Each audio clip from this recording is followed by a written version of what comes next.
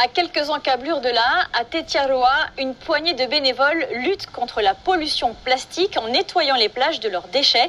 Il y a 14 ans, ce même ramassage avait déjà été effectué. Depuis, les choses ne se sont pas aggravées, mais elles ne se sont pas améliorées non plus.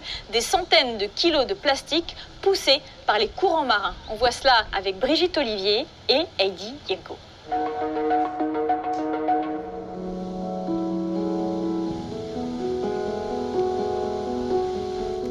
Les temps changent, mais rien ne bouge, surtout quand l'environnement est le propos.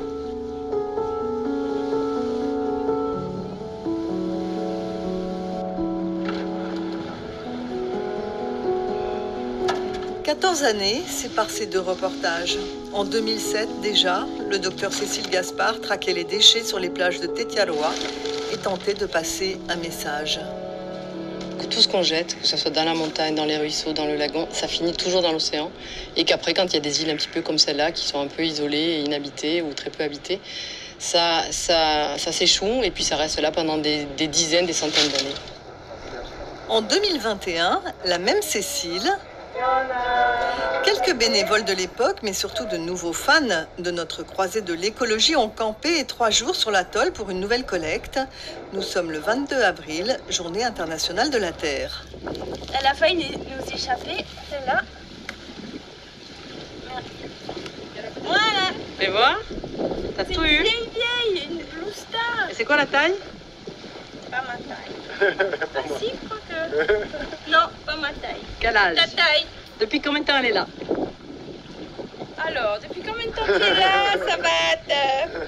Alors, La quantité de déchets est un peu moindre, 800 kilos en 2007, contre 600 en 2021, mais ceux d'aujourd'hui sont plus dangereux. Ce qu'il y a de nouveau pour nous, on en a mis un peu des échantillons là, c'est que tout ça, ça devient des petits plastiques. C'est pas encore ce qu'on appelle du micro. Le microplastique, on le voit juste au microscope. Mais tous ces petits bouts de plastique, on a dû aller les chercher au milieu des racines. On a dû creuser pour les sortir.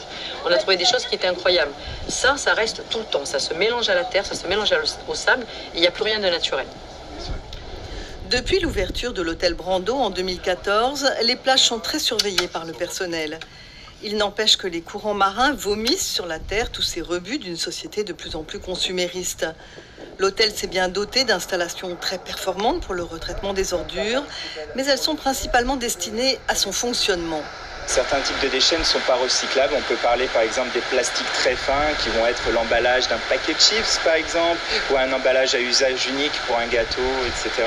Ça, malheureusement, c'est des déchets qu'on essaye d'éviter au maximum à Tetiaroa parce que, évidemment, notre objectif, c'est de réduire au maximum l'impact sur l'environnement. Donc impossible de déposer au centre de tri de l'hôtel, dans l'un des 28 bacs, la collecte des déchets du jour. Tous ces déchets-là, ils sont plus recyclables. Pourquoi ils ne sont pas recyclables? Parce qu'en fait, le plastique a été dégradé malheureusement par rapport à l'exposition au soleil et à l'eau de mer. Et donc, ils ne vont plus pouvoir rentrer dans la filière recyclage. Ce qui veut dire que tous ces déchets qui, avec un petit peu d'esprit citoyen quand même et d'habitude, qu'on fait passer avec les messages pédagogiques, les médias, etc., les programmes scolaires que l'on fait, auraient dû arriver dans le bac vert et être recyclés. Finalement, ils ne le seront pas. Voici donc des big bags qui partiront par Bonitier vers le centre d'enfouissement de Tahiti, alors qu'ils auraient pu être valorisés pour peu que leurs propriétaires soient un peu conscientisés. Avec de la chance, les jeunes seront, espérons-le, un peu moins laxistes. C'est plus les déchets désintégrés qui en avaient beaucoup. Et ça t'a marqué? Ah oui, oui, beaucoup, parce que c'était tout petit et c'était pas beaucoup de bouteilles, par exemple, tu vois. C'était vraiment les tout petits objets à ramasser. Ouais. Ça vous a fait prendre conscience qu'il y avait un problème avec le plastique? Ah oui, un gros problème quand tu vois les animaux, quand tu vois les tortues sur la plage mortes avec du plastique à l'intérieur, ben, c'est pas beau à voir. Et surtout que nous, on utilise souvent les plages avec les obicates. Tu vois, c'est pas beau de venir tirer ton obicate sur la plage et voir les déchets. C'est pas... je sais pas comment les gens font pour polluer autant. Jeter comme ça, ben... Vous allez en parler quand vous allez revenir à Tahiti? Ah oui, on aime partager ce qu'on a vécu et c'est ça qui est bien, ça entraîne tout le monde quand on le partage.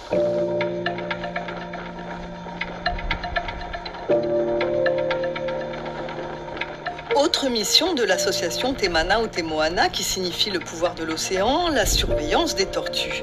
Or, Tetiaroa est leur refuge séculaire. Depuis 20 ans, Cécile leur consacre pratiquement tout son temps pour les sauver de leur principal prédateur, l'homme. Même quand il ne les chasse pas directement, il les tue par son comportement profondément irrespectueux. Les tortues de Tetiaroa sont désormais menacées d'extinction à cause de la pollution. Les tortues pondent dans le sable, ça on le sait, elles vont creuser un nid. Dans ce nid, les œufs vont avoir une durée d'incubation d'à peu près 2 mois. Mais c'est pendant la phase intermédiaire de cette incubation que la température va influencer si la petite tortue elle va devenir mâle ou femelle. Et plus c'est chaud, plus ça va influencer vers une production de femelles.